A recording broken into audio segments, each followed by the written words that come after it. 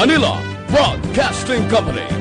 Sa balita, komentaryo, isyu, serbisyo publiko.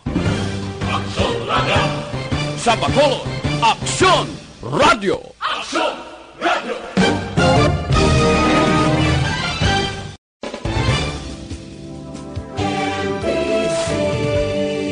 Manila Broadcasting Company. Sa balita, komentaryo, isyu, serbisyo publiko. Aksyon Radio!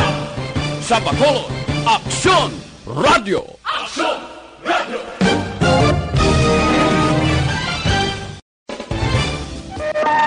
Aksyon Radio Philippine Standard Time, las 6:34. This time check is brought to you by certified world-class quality. Ang ining oras ang ginadulong sa inyo sa kaawan sa Kunze. Do it with Kunze. Oras, ginadulong sa inyo sing by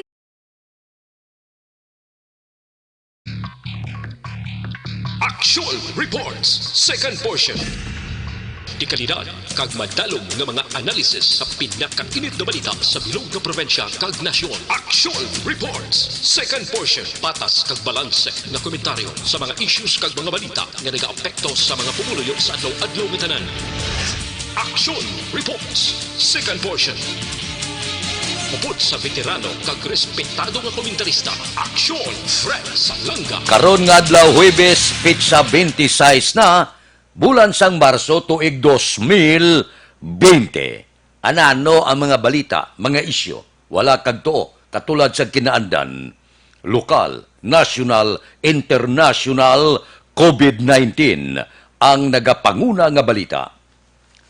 Unahon ko ining balita dire sa syudad sa Bacolod. Balo ka daw na ulo intriga man kita.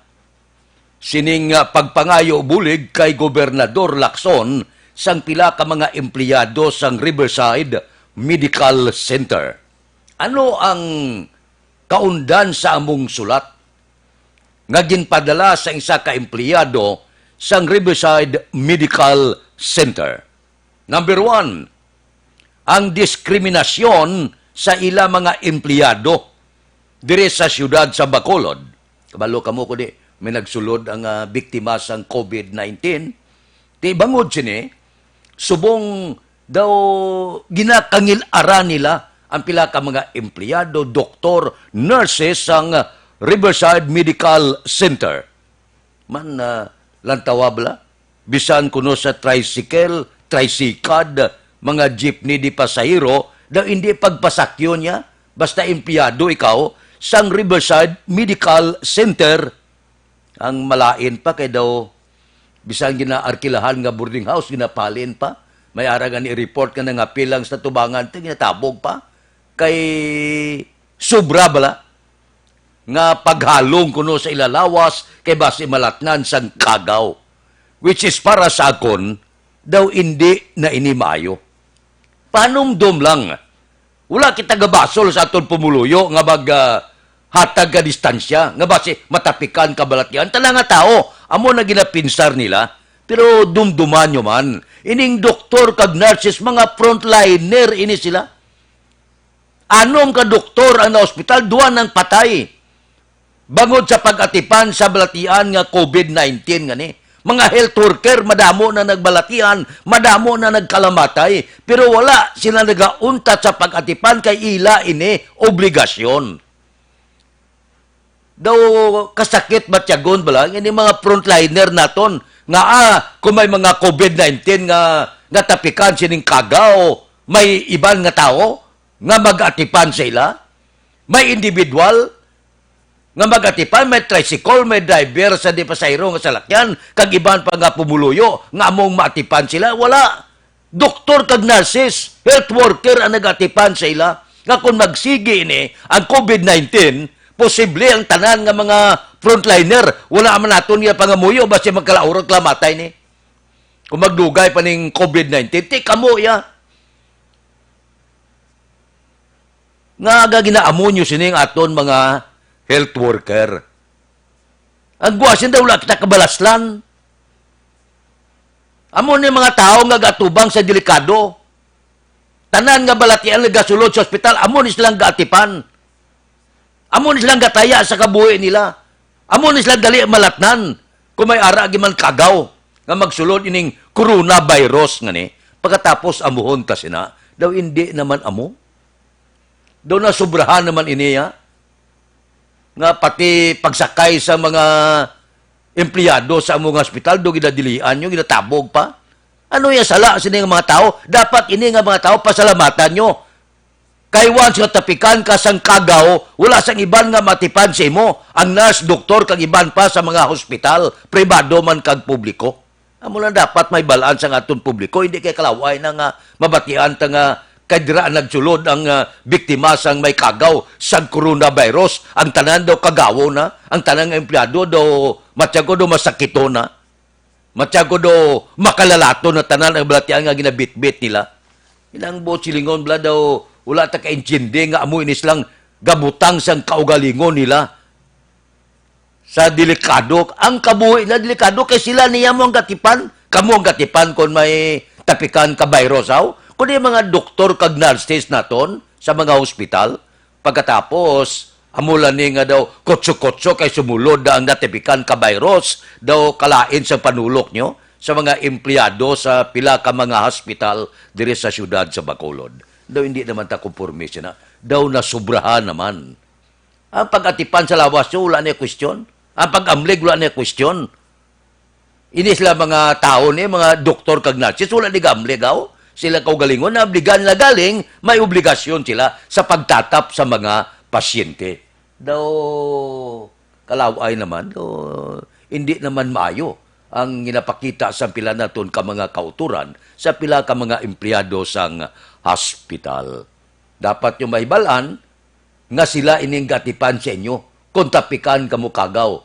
Sinong patipanon nyo? Sinong marisgos na nga magatipan kung may kagaw nga sumulod lawas nyo? Kung yung mga hospital, natural na ya. Di na kung isulod ako may ara na kagaw nga nagtapik sa lawas ya. Alang-alang mo sulod na sa presuan, kung sa hospital. Ay, por Dios, por Santo. Aksyon Radio Philippine Standard Time, las 6:40. Mabalik kami pagkatapos ini.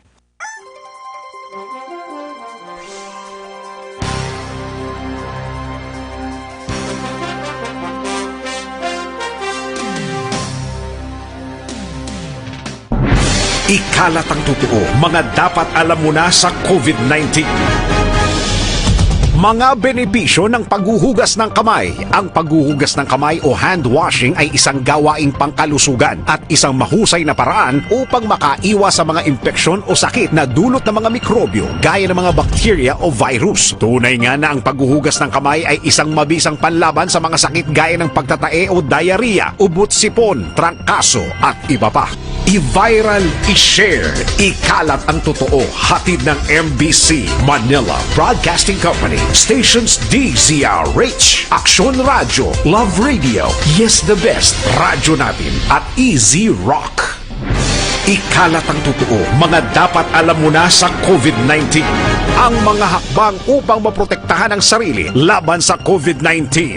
Ang mga payong ito ay maaring sundin ng lahat, ngunit napakahalaga ng mga ito kung ikaw ay nakatira sa lugar na may COVID-19. Hugasan ng madalas ang inyong mga kamay, iwasan ang paghawak sa iyong mga mata, ilong at bibig, takpan ang iyong bibig, pag-uubo at babahing, iwasan ang matatao na lugar at malapit na pakikipagsalamuha sa taong may lagnat o ubo. Manatili sa bahay kung ikaw ay may sakit, kung ikaw ay may lagnat, ubo at hirap sa paghinga, magpakonsulta agad, ngunit tawagan muna ang doktor o ospital. Kumuha ng impormasyon sa mapagkakatiwalaang otoridad.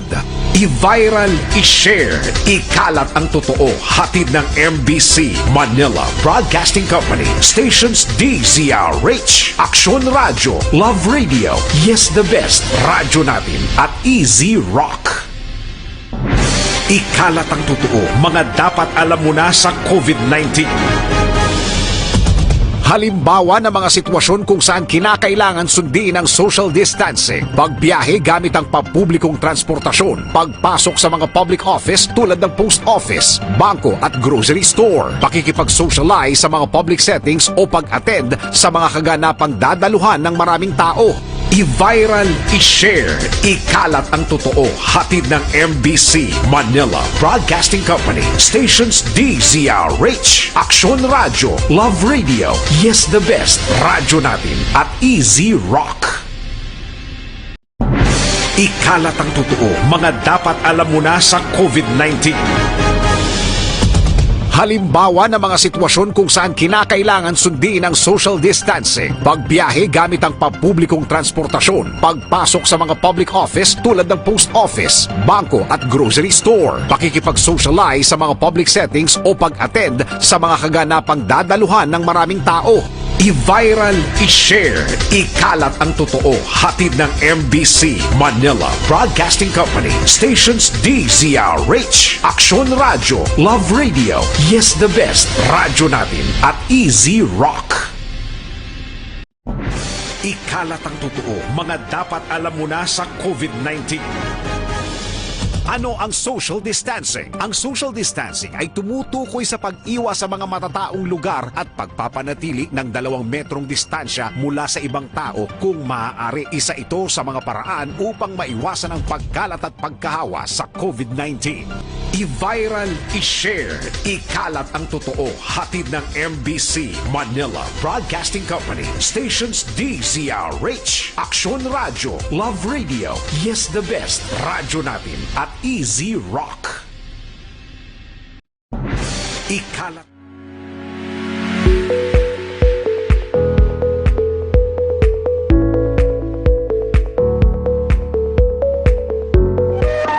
Aksyon Radio Philippine Standard Time, las 6:45 na.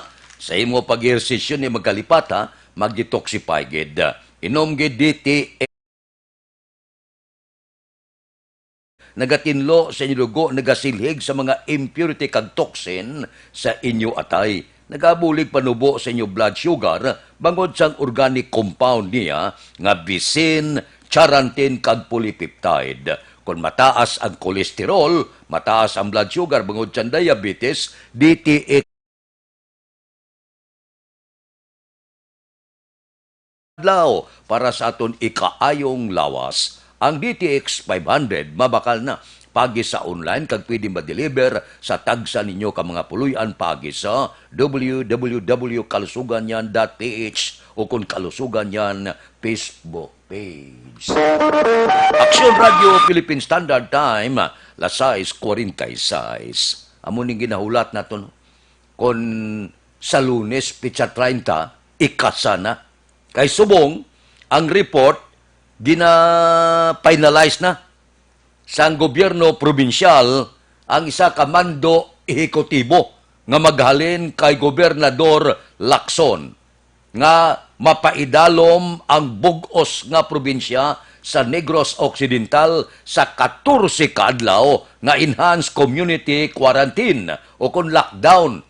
Nagsiling ng Bacolod pagi kay Vice Mayor Elcid Pamilaran nga kung magdeklarar ang probinsya sang lockdown magasunod ang Bacolod plus ginaengganyo ang Oriental nga magdeklarar man sang subong sini sang enhanced community quarantine. Ano ang tuyo sini agud hindi maglapta ang COVID-19? Ano ang matabo pananglitan may lockdown sa probinsya kag syudad sa Bacolod? Ang matabo sini ang apektado ang mga transportasyon ang mga nagabiyahe nga salakyan, untat gini mo. Yung iban nga mga pribado nga salakyan, tugutan man na, pagkatapos nga may isa lang katao nga magwabi, banalitan na magbakal ka sa imo sinikininglanon, grocery, bulong, kag iban pa. Ugaling, may family card nga ipresentar nga may importante ka nga kantuan. May ara na ipanghatag daw kuan na siya daw pasis bala nga ipakita mo nga may ari kasi ni, may panugot ka, nga magwa sa puluyan mo. Amo ini ginapaabot naton nga i-implementar ang tentative schedule 30. Pero wala pa matapos gituon kag ang pila ka mga guidelines pagsulundan kon ikasagid man ang enhanced community quarantine sang probinsya. Sa nasiling ko na kon ikasa sang probinsya masunod ang Bacolod. Kon ang Bacolod magsunod, posible panawagan ng Oriental magasunod para kumplito ang lockdown sa Oriental, Occidental kag siyudad sang Bacolod. Ini para gid lang mapunggan kag ini maglapta ang kagaw. Kay kon wala na sang tao nga maglagaw, ang kagaw wala tapikan, patay siya. Daw mabuangit sa sang libot ka libot wala sa tapikan. Kay kun may ara sa tapikan malapta siya. Pero kung wala siya sa tapikan, natural death ang matabo sa iya. Maalimunaw siya. Kabay pa nga, amo ining sabat. Nga hindi magdugang na ang mga biktima naton sining tapikan sang coronavirus, ining makatalagam kag makamamatay nga kagaw. So, hulaton ta, ang go signal na sa probinsya, dakmanwa sa Bacolod, kag ang sabat sang Negros Oriental. Angot sining ikasa nga enhanced community quarantine. Sa nasiling ko na tentative nga schedule, Lunes, Marso 30. Aksyon Radio Philippine Standard Time, las 6:49. Babalik kami pagkatapos ini.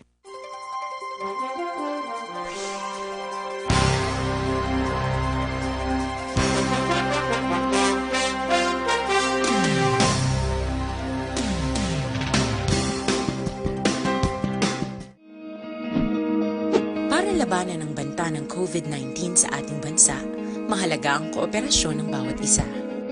Ang pananatili sa loob ng bahay ay isa sa pinakasimple pero pinaka-epektibong paraan para hindi kumalat ang virus.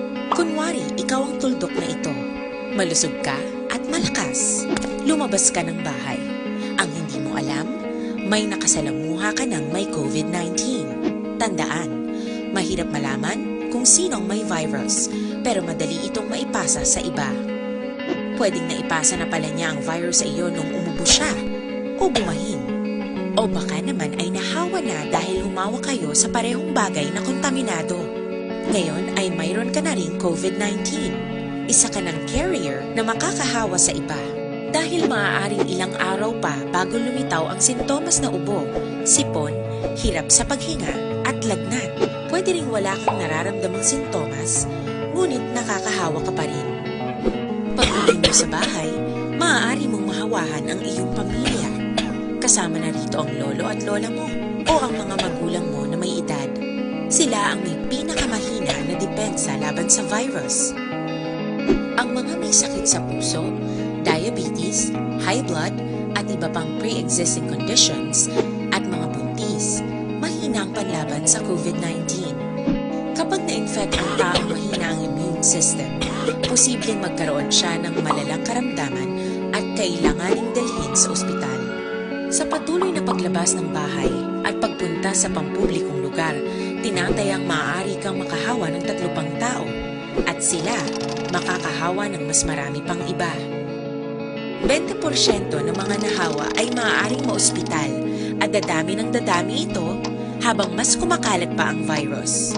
Bukod sa dumaraming COVID-19 patients, marami pang ibang may sakit ang nasa mga pagamutan. Ang mga pasyenteng malubhang-malubha na ang karamdaman, hindi na maaasikaso. Wala ring lugar para sa mga pasyenteng may ibang karamdaman. Kaya nating iwasan ang patuloy na pagkalat ng COVID-19 kung iisipin natin ang kapakanan ng iba. Kailangan nating isipin at kumilos na parang bitbit na natin ang virus para hindi ito kumalat pa sa iba. Sundin ang social distancing. At hanggat maaari, manatili sa loob ng bahay. Kung talagang kinakailangang lumabas, panatilihin ang 1 metrong layo sa ibang tao. Maging malinis din sa... Aksyon Radio Philippine Standard Time, las 6:52.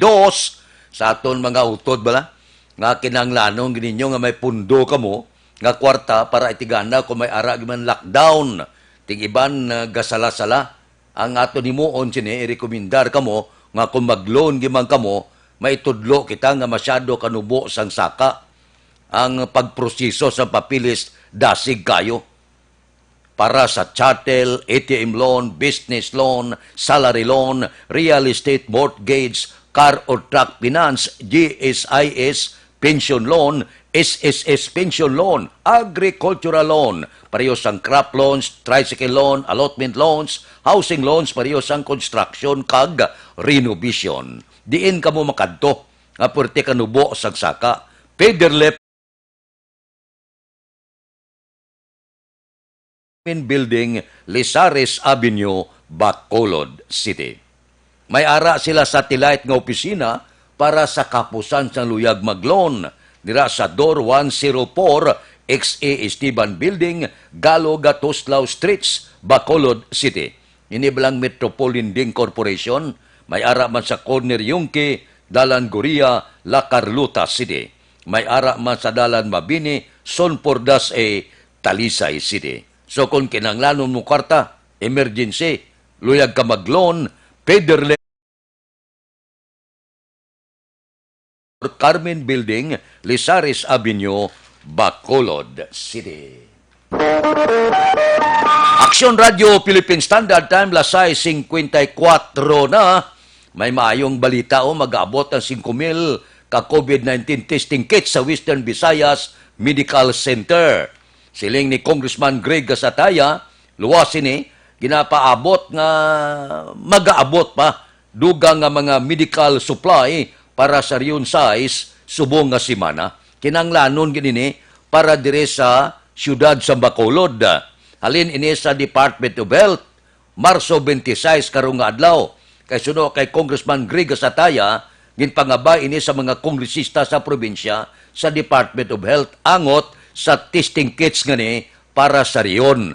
Ti ang 5,000 kuno nga testing kits ngani makaakomodar sang 50,000 ka mga specimen sa mga pasyente under investigation. Kaya ang isa kuno sini ka testing kit ngani magamit sa napulo ka mga swab testing. Ti mayo ini kag gina-project pa sang Department of Health nga ang testing kits ngani magalawig 3-6 ka bulan para sa Western Visayas. Na maayo man wala man nga katulog ng aton mga opisyal halin sa kongresista naton pakadto sa alkalde sa Bacolod, Vice Mayor Sangguniang paglunsod kag ang probinsya sa Negros Occidental. Na maayo lang tanan nagaisa ang tanan nagabinuligay daw makapian-pian ini sa ginatubang sa mga problema sang pumuluyo naton nga inigo gid ang ekonomiya sining COVID-19. Di kabay pa nga sige-sige ini ang pagtupa sa mga bulig kag ang kuan gid ang cash assistance gid sang gobyerno nasyonal nga 5,000 tubtob 8,000 ay amo-amo lang ni siya pero para sa ginakabig informal sektor kag mga naga-empleyo nga wala makaobra nami ni siya bisan paano may pundo kita nga kwarta ti sa gihapon. Ang report kahapon ni Congressman Greg Sataya, handom sining bayanihan to Hell as One Act bala, nga isa na kalayi karon hatagan ayuda gid ang kapin 18 milyones ka pamilya nga nagakinahanglan bangod sang epekto sang COVID-19. Di mayo man na. Bisan paano gaisa ang nasyonal, gaisa ang probinsyal, gaisa ang lokal. Daw kanami batyagon bala. Plus nga daw matawhay ang bilog nga pungsod Pilipinas bangod wala sa matabo kabay pa nga mga ambusanay, pinatyanay kag pila ka mga pagkalinong sa matimbang nga bahin pating komunista nag-upod na agod sa untat lupok. Daw kanami batyagon no. Nga bisan amo na ni nagakatabo subong sa pungsod Pilipinas kag bilog nga kalibutan daw naghagan-hagan bala ang problema bangod nag-isa ang tanan, isa lang ang aton sini kaaway, kagaw. Budlay pa ni nga kaaway kay di mo makita. Galupad-lupad sa kundiin nga kalibutan. Maayo man lang kung kaaway mo makita mo bala kay may targeton ka. Ini ang kagaw nga kontra sang pumuluyo. Sumong ba kubudlay gid. Daw hindi ta mapaktan kundiin sa madungka. Kung sinong sudlan niya nga tao. Kung sinong iguon niya. Por Dios, por Santo. Amo na kung kaisabla, pangabay sa aton kauturan, abitilawin nyo man. once in a while, tangla makamuslangit.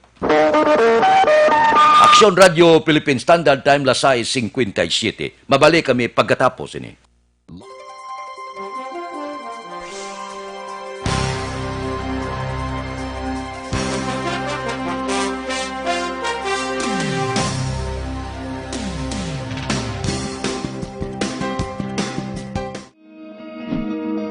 Para labanan ang banta ng COVID-19 sa ating bansa, mahalaga ang kooperasyon ng bawat isa.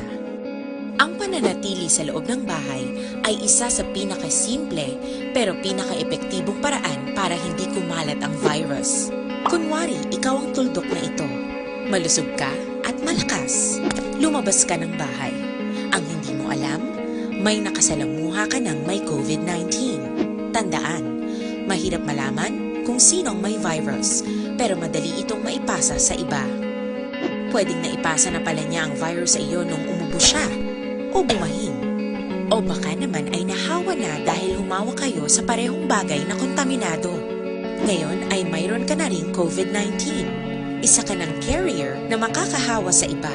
Dahil maaaring ilang araw pa bago lumitaw ang sintomas na ubo, sipon, hirap sa paghinga at lagnat. Pwede ring wala kang nararamdamang sintomas, ngunit nakakahawa ka pa rin. Pag-uwi mo sa bahay, maaari mong mahawahan ang iyong pamilya. Kasama na rito ang lolo at lola mo o ang mga magulang mo na may edad. Sila ang may pinakamahina na depensa laban sa virus. Ang mga may sakit sa puso, diabetes, high blood, at iba pang pre-existing conditions at mga buntis, mahina ang panlaban sa COVID-19. Kapag na-infect ang taong mahina ang immune system, posibleng magkaroon siya ng malalang karamdaman at kailanganing dalhin sa ospital. Sa patuloy na paglabas ng bahay at pagpunta sa pampublikong lugar, tinatayang maaari kang makahawa ng 3 pang tao at sila makakahawa ng mas marami pang iba. 20% ng mga nahawa ay maaaring maospital at dadami ng dadami ito habang mas kumakalat pa ang virus. Bukod sa dumaraming COVID-19 patients, marami pang ibang may sakit ang nasa mga pagamutan. Ang mga pasyenteng malubhang-malubha na ang karamdaman, hindi na maaasikaso. Wala ring lugar para sa mga pasyenteng may ibang karamdaman. Kaya nating iwasan ang patuloy na pagkalat ng COVID-19 kung iisipin natin ang kapakanan ng iba. Kailangan nating isipin at kumilos na parang bibit na natin ang virus para hindi ito kumalat pa sa iba. Sundin ang social distancing. At hanggat maaari, manatili sa loob ng bahay. Kung talagang kinakailangang lumabas, panatilihin ang 1 metrong layo sa ibang tao. Maging malinis din sa katawan at sa kapaligiran. Parating maghugas ng kamay gamit ang sabon at tubig. At i-disinfect ang mga bagay na madalas hinahawakan. Ang mahalaga, mapabagal natin ang pagkalat ng COVID-19 para mas kakaunti ang mga kailangang magpa-ospital at mabawasan ang mga Pilipinong magkakasakit. Magiging epektibo lamang ito kung mananatili tayo sa bahay. Sundin ang social distancing. Isang maliit na sakripisyo para sa buhay ng kapwa nating Pilipino. Tulong-tulong tayo. Let's beat COVID-19.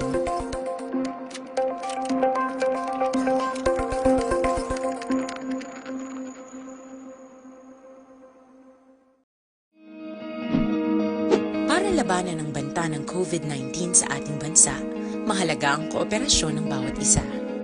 Ang pananatili sa loob ng bahay ay isa sa pinakasimple pero pinaka-epektibong paraan para hindi kumalat ang virus. Kunwari, ikaw ang tuldok na ito. Malusog ka at malakas. Lumabas ka ng... Standard Time, La City 2, Evergreen Herbal Capsule.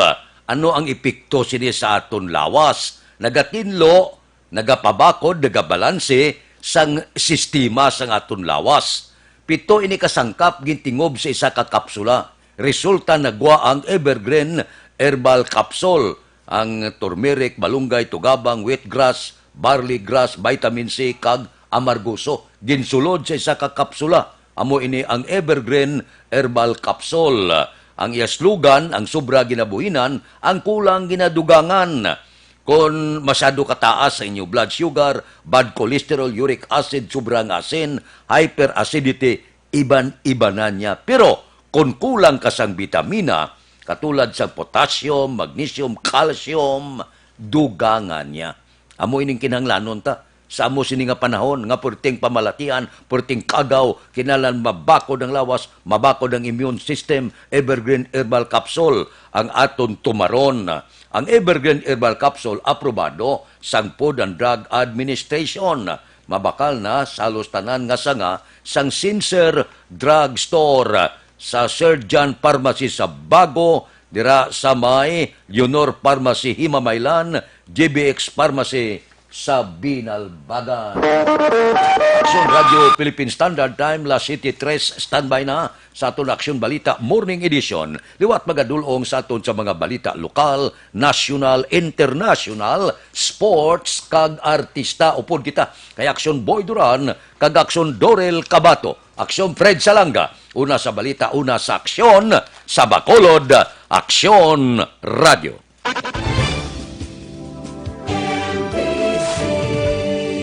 Manila Broadcasting Company.